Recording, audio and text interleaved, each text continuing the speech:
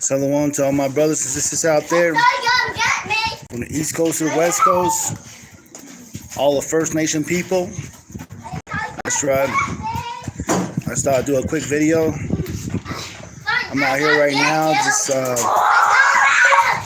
I'm just kicking around. I'm just kicking back with my brothers and sisters, you know. Got my sisters over here. My brothers out there. We all represent, you know. If you know where I'm at, I'm over here on the park. Let's take a quick trip around. See that right there? Got little nephews right there. They're out there in the playground. Got brother Sabio right there. Elder Yakal. You know, all the way down to my sisters right there. I got my beautiful wife, Yahanda. Got sister McCall and her daughter right there. Yeah. So we're just kicking back. You know, all praise and glory to the Most High, to the Creator, the one that created us. So I'm just here right now, man. I'm just gonna bring out a couple of scriptures just to say what's up. You know, because every time, especially a time like this, when you can just sit and relax and enjoy your family, it's a good time, But then also you always want to remember, like, who's actually standing up for the Most High, who's actually standing up against the evildoers, or either against the people that want to work iniquities in this world, Even though we can enjoy a life like this, but still, we stay on time, We stay on time. We're always on our job, making sure that we be those sinner stumpers, All right, I'm just gonna come to you with it's gonna be a short one, man. So I'm coming out of Psalms chapter 94 and verse 16. And you guys know that I brought this scripture out a lot of times, right? Because that's where we're at right now. Us indigenous people, man. Indigenous, Mexican, black, no matter where you at, the barrios, the reservations, the ghetto, we are all facing the same scenario, man. We need brothers and sisters to stand up against iniquities, against people that want to work evil against our people, especially in these areas, right? So this is Psalm chapter 94 and verse 16. It says this: who will rise up for me against the evildoers, right? So that's a question mark. Or who will stand up for me against the workers of iniquities? You know what I'm saying? I mean, this is a question for all those people that say they read the Bible and claim to read the Bible. Who's actually standing up for the Most High? Who's actually standing up for His righteousness? Who is actually standing up for His kingdom? Taking care of His children. You know what I'm saying? Because there are not a lot of people out here standing for His children, for the kingdom of the Most High. They're only standing up for themselves. They see themselves as being a children of light, but yet they're still representing the children of darkness. Because even though if they go to church every Sunday, every Saturday, and say they know God, but still yet they don't know God. Because as we read in the scriptures, right? We read in the scriptures. Okay, this is I'm going to go over here to John chapter 1, or 1 John chapter 1. All right, I'm going to go there real quick. Like I said, man, it's going to be a short lesson. I just want to speak to my brothers and sisters, let them know what I'm doing, invite them into my my day today. With my wife, my family out here, Yakal and McCall, brother Sabio and his wife and his children. So we're out here together, man. So we're enjoying family fellowship. So this is 1 John chapter 1, right? I'm reading from verse 5. It says this: this then is the message which we have heard of Him and declare unto you. You see what I'm saying? It says this message, when I'm speaking right now, it's what we heard, right? This is the message that we heard from the Most High. This is the message that we heard from Yeshaya. This is also the message that we heard from his disciples, his apostles, the people that follow the truth, right? This is the message that we heard. Okay? I'm going to read back again. This then is the message which we have heard of him and declare unto you. That is exactly what all of us are doing. We're declaring this message unto you. Because there's a lot of message out there that's been declared unto you that we have heard, but not of the Most High. The message that we heard is not of the Most High. It's actually coming from people that are in these fake churches, right? Abominable churches. Just like we read yesterday about the churches that were set up by Satans. All right? These are those churches that were set up by him. Now,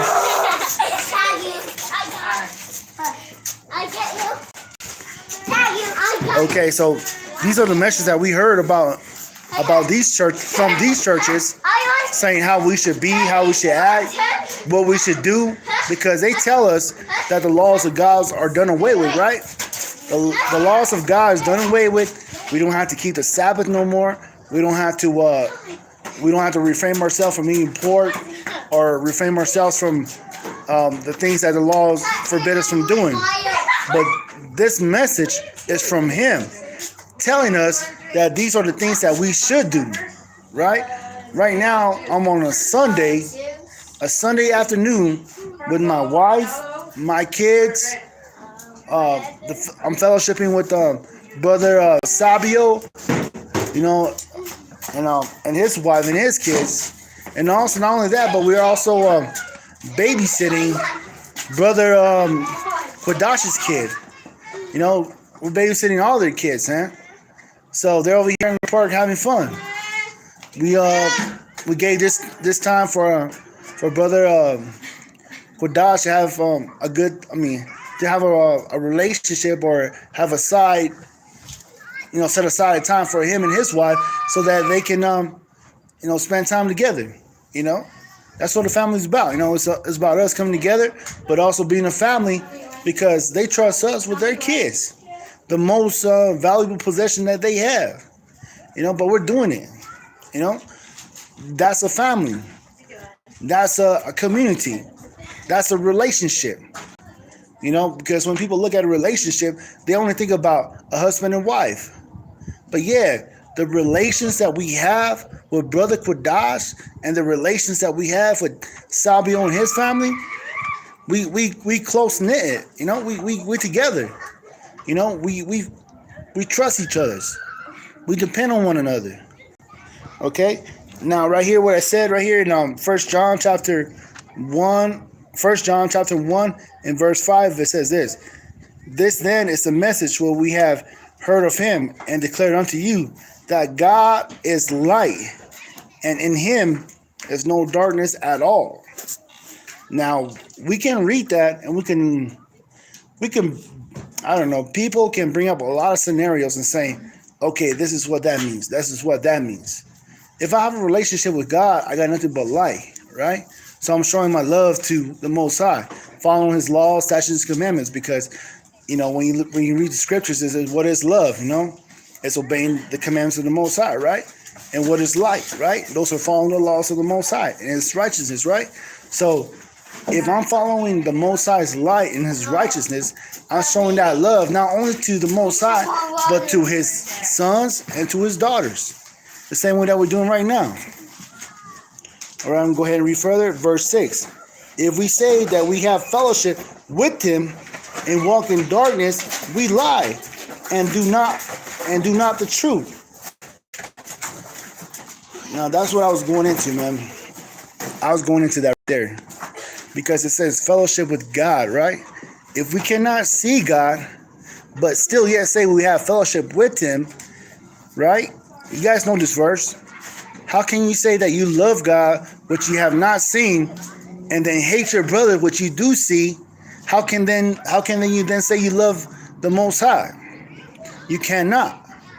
So by me showing fellowship with my brothers, my sisters, their family, their kids, coming together, that's a fellowship. That's me fellowshipping with them. but also it's a fellowship with God. You know what I'm saying? And that's how we fellowship with the Most High. Because if I can love my brother Sabio, if I could love his kids, love my sisters, and love Quadash and his kids, you know, and let them let them have a time for themselves to show them that love. Because I know he works hard, man. Yeah. My wife works hard too, you know. So we're here together, doing this all together, showing that same love, showing that same fellowship. You know, taking. I'm not gonna say that. I'm not gonna say take time out of our schedule to do this for them. No, I'm not taking time off my schedule to do this. I'm actually. How can I say this? I don't know what's a good word of saying it, but I'm not taking time out of my life to do this for my brothers and sisters, because I'm just doing it. I'm fellowshipping. You know what I'm saying? So it's the same thing with all of us, man. That's how we all should be. You know, because it's gonna come a time where we're not gonna have this time. This time's not gonna be available for us. We're not gonna be able to enjoy being here at the park and just kicking back, not just watching our kids. You know, the time is short where it's gonna come to where we're gonna have to actually watch our kids and make sure that there ain't no evil presence in the wood or out in the streets. You know what I mean? Okay, verse 7. But if we walk in light, and as he is in the light, we have fellowship with one another, right? If we walk in the light as he is in the light, we have fellowship one with another. And the blood of Jesus Christ, of his Son, cleanses us from all sins. Now, I don't know about you. Yeah, we can read this exactly how it's been written, saying that we're being cleansed from our sins. But then you gotta understand, if I'm not having fellowship with my brothers and sisters here, how can I say I'm walking in the light? If I'm stuck in my own house, you know, doing my own things for my own self, because yesterday, Brother Kodash, he brought out a scripture, man, talking about the apparels we have, right? The clothes that we have. And he was reading out the scriptures in the sealed portion where it talks about John, right? John the Baptist. How he was confronting his father, Zechariah, right? Saying that, how can you guys in this in the synagogue wear all these garments and these apparels and look rich, which costs like 2 times as much as one suit, right? Because the suits that we get, the clothes that we get, you know, they cost double the amount. The script in there in the sealed portion says that we're actually robbing our brothers and sisters. Because if we pay for a shirt that costs twice as much, right? If I bought a shirt that costs $30, and knowing that there's a shirt on the next rack or in the next shelf that costs $12, and I could buy 2 of those, the scripture says that we're robbing the poor. Because I could buy the one that costs $13 and buy 2 of those, and then give one to my brother who needs it, and keep one for myself. Because the clothes that we buy is only just to cover ourselves, right? So, I mean, the sale portion goes deep, and that's what Kodash is bringing out. And that's a part of us having fellowship with one another. That's a part of us showing the light in ourselves, knowing that we can see something like that, and then bringing into what you can say, intuition, and saying, you know what? Instead of buying a jacket that costs $100, I could buy at least 3 jackets, buy one for myself, and then buy the other 2 and give it to someone who needs it. You know what I mean? That's how the Most High works. And even Ayil said it a lot of times, and all the times that he spoke, he says this: everything I got or everything that I get, I didn't just do it for myself. I did it for everybody else. When I got a new washer, new dryer, I gave it to somebody else. When he was working over here at the thrift shop, over here in Pine Top in Sholo, on Pine Top, he used to get a lot of things, man. and he just give it away. You know, I mean, he gave me my washer and dryer. I still have it today. You know, a washer and dryer is like how much? At least like what, $1,500, right? But he gave that to me without cost. Now, how many of us can say that we have that kind of fellowship with our brothers and sisters, huh? Can we say that? Can we say that we have that kind of fellowship with our brothers and sisters? Or are we just doing things for ourselves, right? You know, I mean, it's the still portion just brings you to a whole nother level to where it makes you want to examine yourself. Just like we read in Hebrews, right? In the book of Hebrews. Let me get that real quick. I think it's, was it Hebrews? Hebrews chapter 13. Let me get that real quick. It's either 13 or 15. Just give me a second, man.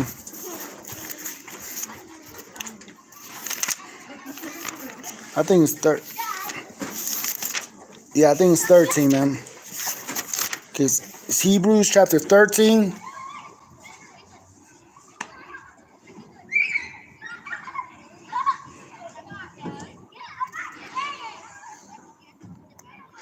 Wait, just give me a second, man. I don't think it's Hebrews. Where it tells you to examine yourself to see whether or not you be in the truth. Was it Hebrews or was it Corinthians? I think it was 1 Corinthians chapter 13. If you guys can find it, you know, go ahead and post it up. Like I said, I'm just shooting straight from the hip.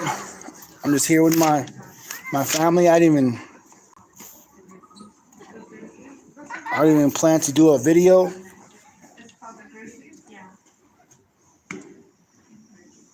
Okay, 2 Corinthians, that's right. There we go. There we go. Thank you, Curtis. All praise and glory, man. See, man, we're not perfect, man.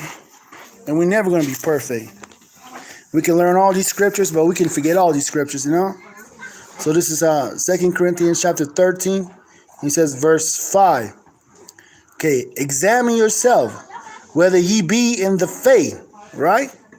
Prove your own self. Know ye not your own self, how that Jesus Christ is in you, except ye be reprobate.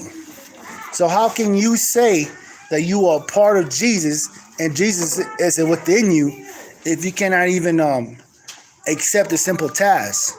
Just like what I brought out in the still portion where it talks about how can you buy a suit or a piece of clothing that is worth double, right?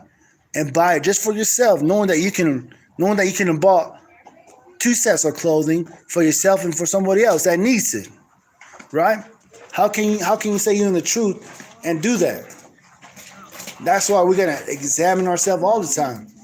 You know, yeah, you want to buy a box of pizza for yourself and eat the whole thing for yourself, you know, or can you just buy a box and say, well, you know what? I want to share this with somebody else and give yourself a chance to fellowship with someone that actually needs it, you know? You never know. You might be a light to someone that needs it right then and there. You know what I'm saying? So, here we go, man. Hey, thank you, Curtis, for that verse. I'm going to go over here to Psalms. Okay? Go back to what I was reading before. Psalm chapter 94. Verse 16. Once again, who will rise up for me against the evildoers? Who will stand up for me against the workers of iniquities? Right? So, even though I'll say this, you know what, Father? I'll stand up for you in the times of the evildoers. I will stand up for you against the workers of iniquities, right? But guess what? If I'm spending all this time, all this money just for myself, guess what? I'm a workers of iniquities. Guess what? I'm an evildoer. Because you know what? I have not done one thing that will actually benefit the kingdom, showing my light to those that need it the most. You know what I'm saying?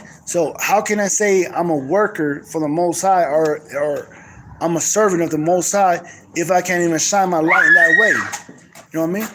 I can't even show my light in that way where I can buy something not only for myself but for someone else. You know what I'm saying? Like I said, man, the Most High, like what it says in Isaiah, where it says that my ways are higher than your ways, right? That the heaven is higher than the earth, right? So that's where we at. And the thing is, now, yesterday, Ayel was talking about how we go through all these tribulations, right?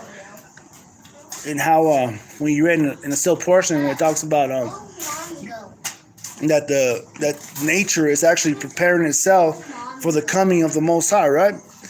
Because think about it. When you read that in the still portion, it tells you that the nature, you know, the trees, the dirt, the water, the rocks, the sand, even the creatures like the birds, and all these things that are existing in this earth, in this environment, they're actually preparing themselves, right? They're preparing themselves more than you. You know? You're setting yourself up for a time of what? A time of what? A time of, you think you're going to have grace back when the Most High comes? You know, knowing what you know? But the birds are already preparing themselves, saying, you know what? The Most High is coming, so I got to prepare myself. The trees are saying, you know what? The Creator who created us, He's coming, so I got to prepare myself. That's why you see all these disasters, man. That's why you see the storms hitting like they do, you know? That's why you see the wind blow like they do. That's why you see all these animals acting the way they do, because they're preparing themselves to meet the Most High. And when you read back in the second sticks where it talks about do not procrastinate yourself, because now is the time for men, right? For men to meet their God, right? I think that was in Alma, where it talks about right now is the time for us to meet our Creator. So how are you preparing yourself, right? I'm going to get on Psalms chapter 38. It says this, O Lord, rebuke me not in thy wrath, neither chasten me in thy hot displeasure. Now, most of us, and not just most of us, but all of us, we can say this, that the time when we were in our sin, when the Most High was chastening us, how many of you guys thought it was a good thing? Or how many of you guys felt pleasure in that chastisement? Huh? How many of you guys felt like, you know, oh, God still loves me when you were being chastised from smoking dope, you know, being out in the crack house, or, you know, stepping out in adultery, or, you know, committing fornication, or, you know, even eating pork, man? Because I'll tell you the truth, man. Once we came into this truth, you know, just even like going to like Denny's, man, and they put like pork or like bacon bits in your salad, you know, just knowing that you know, like not voluntarily, but knowing that you just took a bite of it and then notice that you ate pork, you know, it makes you feel real sick, you know, it makes you feel bad, it makes you mad at the waitress, you know. So how can you say, like right now, even though you felt that, how can you say there was any pleasure? How can you say there was any pleasure when you committed, you know, sin? You know, because we were all praying to the Most High that, Father, just don't kill me right now because I'm in my sin. Or do you have that kind of fear of the Most High? Do you have that fear of the Most High? And if you don't, then you better check yourself. You know, just like that old, how that old rap song goes, you know, better check yourself before you wreck yourself, right? That's what you do, man. You're wrecking yourself, man. You're setting up yourself for failure. You're going to set yourself up for a reprobation, you know, putting yourself in that place where you're never going to turn back. You're going to be a brute beast. You ever take that into consideration, what it means to be a brute beast? You know what I'm saying? Or you ever take it into consideration what it actually means when it talks about a dog that turns back to his vomit? Or a pig, once he's cleaned up, goes back into wallowing in the mud? Have you ever thought about that? What kind of species, what kind of creature do you have to be to have a mind like that? To go back into that sick, nasty, dirty lifestyle and say that it's all okay. That's why when you read the Psalms, just what I just now read, it says, don't chastise me in your wrath or in my iniquities. Because if the Most High caught us in his wrath and then chasten us in our iniquities, just think. If he caused our forefathers to go into slavery, or caused our forefathers to eat their own children in the time of Jerusalem when the siege came upon them from Vespasian and Titus and all that, and even today, like right over here in like the First Nation, when you think about the wrath that came upon them, where the mothers had to give birth on the long walk, the Trail of Tears, mothers that gave birth to their children and couldn't even carry them, but, had to give their life up. So think about all that stuff, man, because you're only thinking about yourself as, what, if the Most High caught me, I'm just going to suffer 1 day, 2 days. I might even go to jail 3 days or whatever. But nah, man, the Most High is, he's patient. He's looking at your iniquities and he's counting them. He's stacking them up, like chips, Let me get this real quick. I'm still in Psalms chapter 38. I just read verse 1. I'm going to read verse 2. It says, for thy arrows stick fast in me, and thy heart and thy hand press me sore. There is no soundness, right? There is no soundness in my flesh because of thy anger. Think about that, man. There is no soundness in my flesh because of thy anger. Now, because the Most High is mad at us, because he's chastening us because of our iniquities, there is no soundness in your flesh, meaning that there's no reasoning in your flesh. You are a brute beast. You are a freak of nature, a creature that cannot understand what it means to be on the other side of righteousness. Just think about that. Do you want to be in that position? Do you want to be in a position where you don't even know what sin is and know that you're committing sin? That's the same position that Christians are in today. They don't know that eating pork is a sin. They don't know that going to Sunday service is a sin. They're in a place that their flesh has no soundness to them. Right? There's no soundness in their flesh. They can't feel it. Like if you were like all these homosexuals, man, that actually go, that are deep homosexual. You know what I'm saying? Not just saying, oh, I love a girl or I love a boy or I have a girlfriend, I have a boyfriend. I'm talking about deep homosexual people that are just straight nasty and sick, There's no soundness in their flesh. People that commit bestiality, right? There's no soundness in their flesh. People that go out there and participate themselves in incest. There is no soundness in their flesh. People that go there and continue to smoke cigarettes, right? There is no soundness in their flesh. People that think it's okay to masturbate, there is no soundness in their flesh. Now, where are you? Is there any kind of consciousness in your own mind saying that this is bad? I should not do this. I should not keep on doing this, or God forgives me, or Jesus has mercy on me. No, you got no soundness in your flesh, man. If you cannot see it for what it is, there is no soundness in your flesh. And all that is the wrath of God. All that is the chastisement of God. People think that, oh, the devil tempted me, got me into my flesh, and I continue to do this, continue to masturbate, I continue to commit fornication, continue to commit sodomy, continue to contaminate my flesh. Oh, that's a devil. But no, when you read right here, let me read it again. Psalms chapter 38. Oh Lord, what does it say? Oh Lord. Who's he talking about? The Lord, right? Oh Lord, rebuke me not in thy wrath, neither chasten me in thy hot displeasure.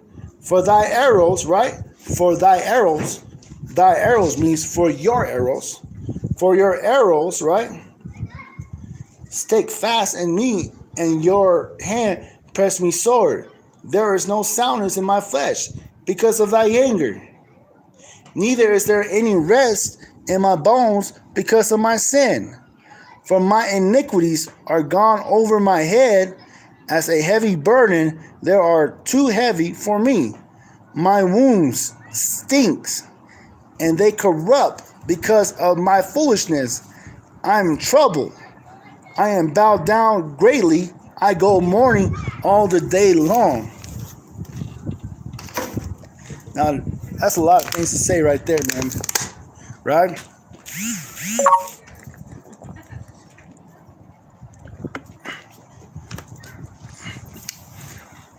That's a lot of things to say right there. Because I could tell you this, man. You know, I could tell from my own experience, man. Every time you get caught up, go to jail, I mean, all these things come into your own flesh, man. Like, oh shoot, I shouldn't have done that, man. I shouldn't have drank. I shouldn't have cussed. I shouldn't even try to, fight with the cops. I shouldn't have done this. I shouldn't have done that. And all that nasty taste coming right back to your mouth. Even if you stepped out and committed fornication or whatever, all that nastiness comes to your mouth, comes into your senses, and that's all the Most High, man. Yeah. Want to say shalom? Yeah. Say shalom. Shalom. That's right. That's my boy right there, man. He's out there having fun with his other brothers, his cousins. So it's all good, man. But yeah, like I said, it's a short video. I just wanted to do one real quick. Get one done. We babysitting Quadash's kids. Us and Sabio, his wife. We're out here just having a good time. They're enjoying themselves. But then again, we always got to think about, everything that comes to us headstrong. Because not every. I mean, you can compare. You can prepare yourself for every scenario, but actually you're not fully prepared because you don't know what's going to happen tomorrow. We tell you to pray and be proactive, right? Because you don't know what's going to happen tomorrow. You don't know that someone's going to come up to you and just cuss you out. You don't know that someone's going to come to you and try to flirt with you. You don't know that someone's going to come to you and try to get you in your anger, get you in your flesh, say something about your children, say something about you. You don't know what's going to happen, man. So you can always be proactive, man, but you never be fully prepared until that time comes about. And that's what it means when you talk about exercising your senses. Let me get this real quick. This is Hebrews. I think it's Hebrews chapter 6. Let me get it real quick, man. Hebrews chapter 5. Hebrews chapter 5. And I'm going to read 10, 11. Then I'm going to go down to 14, okay? Okay, Hebrews chapter 5 and verse 10. Okay, it says, called of God a high priest after the order of Melchizedek, of whom we have many things to say and hard to be uttered, seeing ye are dull of hearing. So we all know this, man. We are, all of us, we've been called to that high order of Melchizedek. And a lot of the people that are here today that think they know the truth, yes, they are dull of hearing because they cannot accept this simple principle of loving your neighbor as you do yourself, because they want to look in the scriptures and say that no, a neighbor does not mean white people, Chinese people, or any other people that's outside your race. But we know that the order of Melchizedek, there was no Aaron priesthood at that time. So who was the order of Melchizedek, and how was he practicing his order when there was no Aaron priesthood, saying that out of the children of Israel? Because there was no children of Israel at that time.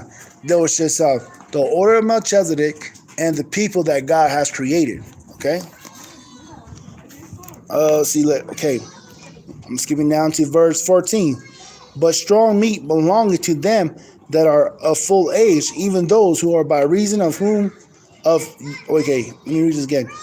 But strong meat belongeth to them that are of full age, even those who by reason of use have their senses exercised to discern, right? Have their senses exercised to discern, right? To discern both good and evil. Now, you can eat on that all day, man. Now, I can eat on that too, man. Because you never know what's going to happen tomorrow. You never know what's going to happen 30 minutes from now.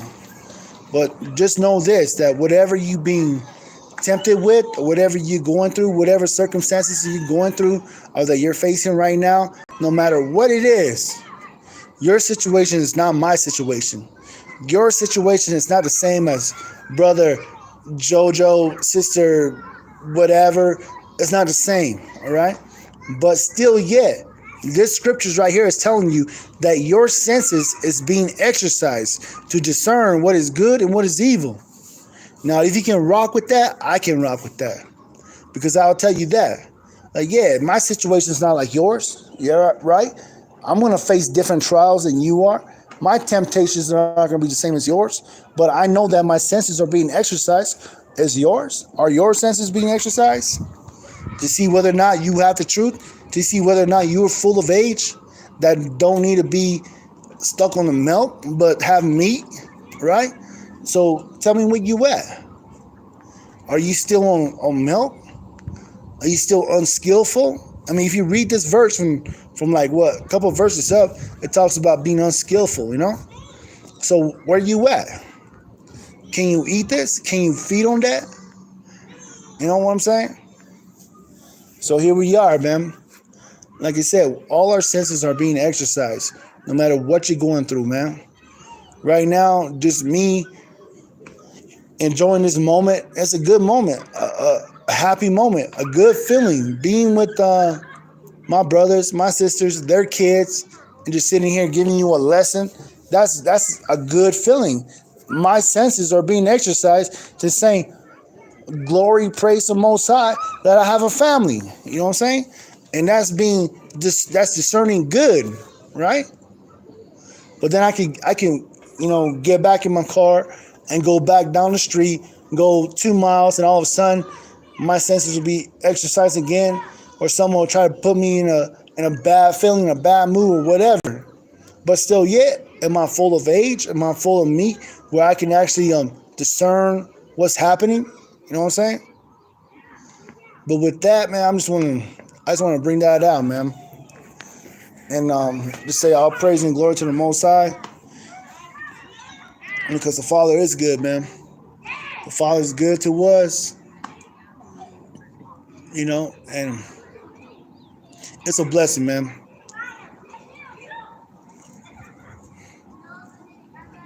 That's right, man. And what's that? Summers, this is a form of the tribe of Gad that Yeah, and that's the thing, man. I'll tell you this. I'm glad she brought that up, man. Right? Because this form of Gad, or coming from the tribe of Gad, it's something that people miss.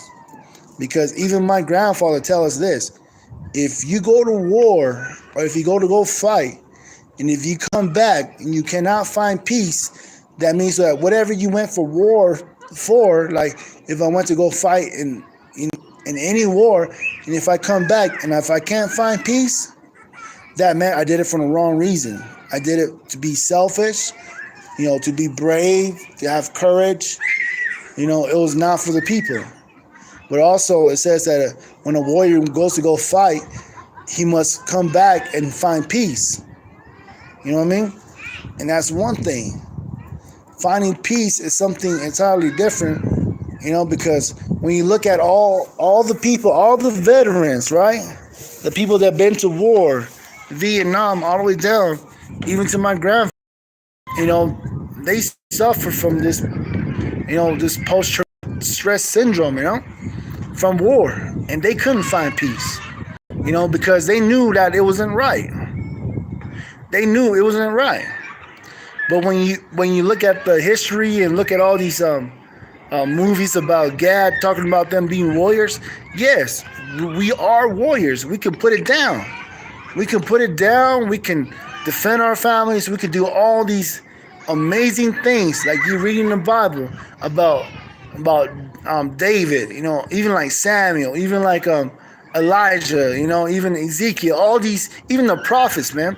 Everything that they've been through when they had to lift up the sword, they all had peace at the very end because it came directly from the Most High, right? But if you didn't do according to what was right and righteousness, you didn't have peace. You didn't have peace. It's the same for our elders, man. They didn't have peace. They did not have peace. That's why a lot of our family, we grew up in like broken homes, man. We see our grandpas, even our grandmothers, come back with this with this evil spirit, because that's what it is. It's a spirit they brought back to the family. And it's the same thing with like drugs and alcohol. You get drunk and high out there, you come back home, come back to your wife, come back to your husband, and come back to your kids. You bring that spirit with you, And that's the thing, man. People don't look at it as a spiritual thing. They want to look at it as like being, that's an addiction, a generational curse. But nah, you bring a spirit with you, man. You can say whatever you want, a generational curse, if it makes you feel bad, like, okay, it's because of my dad and because of my grandfather. It's because of my auntie and my uncle. That's why I'm like this. Nah, you bring that spirit with you, man. So get it straight, man. It's up to you whether or not you want to stop it. It's up to you whether or not you want to rebuke it, bind it, and cast it out so it don't go to your kids, man. You don't just sit there and say, it's because of... You don't point fingers, man. If you can't if you're gonna point the fingers at somebody else and not at your own self, then what are you doing, man? How are you the children of light?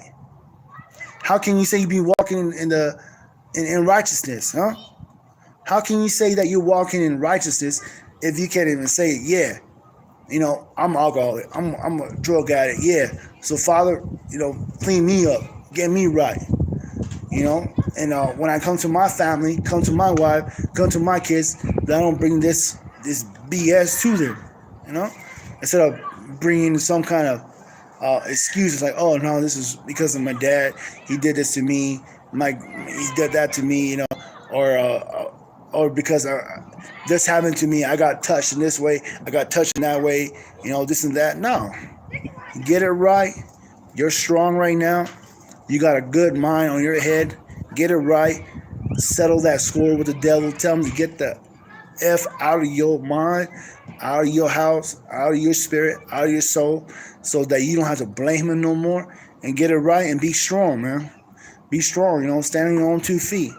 Stand on your own 2 feet and walk this path that we all walking, man. Because like we said many times before, I'm going to walk the same path like you're walking, man. I'm going to get into this kingdom the same way you are, man. I got no special code. I got no special key. I don't got a free entry into the kingdom. Nah, I'm gonna walk in the same way you are, man. And just like what I'm telling you right now, that's what I'm doing. That's what I'm practicing.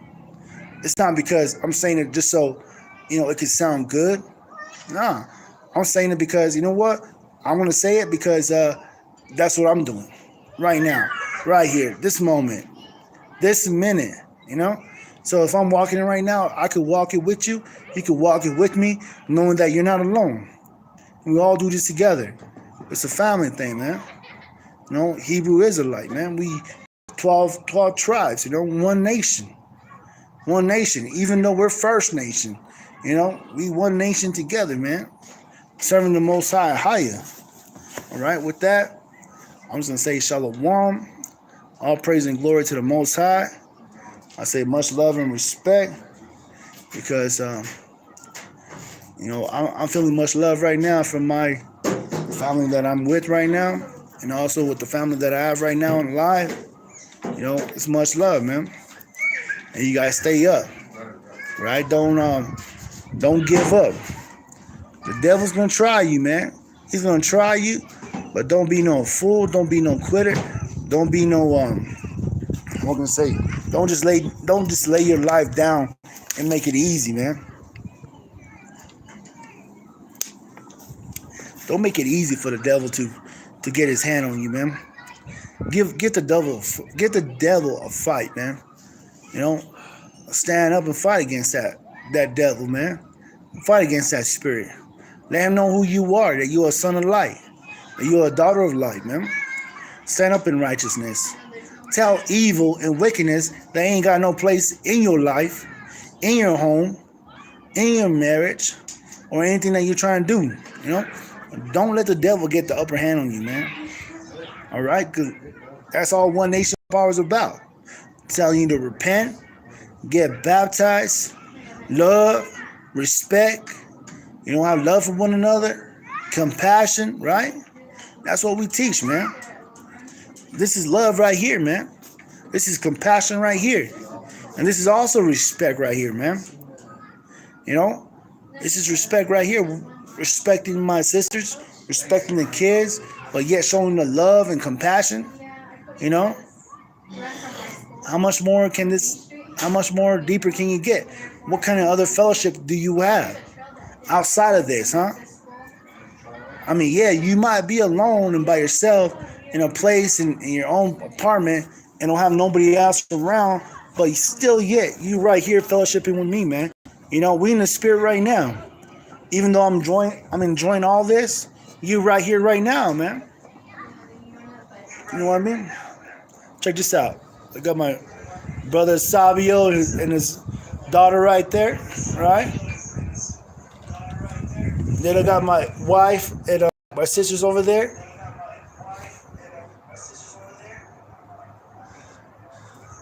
So you see what I'm saying?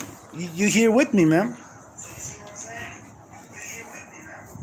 And this is all about being family, man. Because that's what we were raised up believing in. Because Big Og, Ayil, man, he never told us that, I'm going to build a church. And we're going to be a church fellowship. No, he always told us this. We're family first. Yeah, because he said, like, if we become a church, right? And what he means is like becoming a church like we see in the world. Say, if we become that, then I have failed you. Then I'm going to shut the doors. That's what he always told us.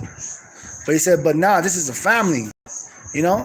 Like you're not a church member that's sitting on the pew. You're not just Jacob on first row, whatever, on Sundays or on Saturday mornings, No, you Jacob, my brother. You're Sabio, my brother. Sabio's not on the sixth row, the second pew over, whatever. We family, man. Yeah. So that's how we do it here, man.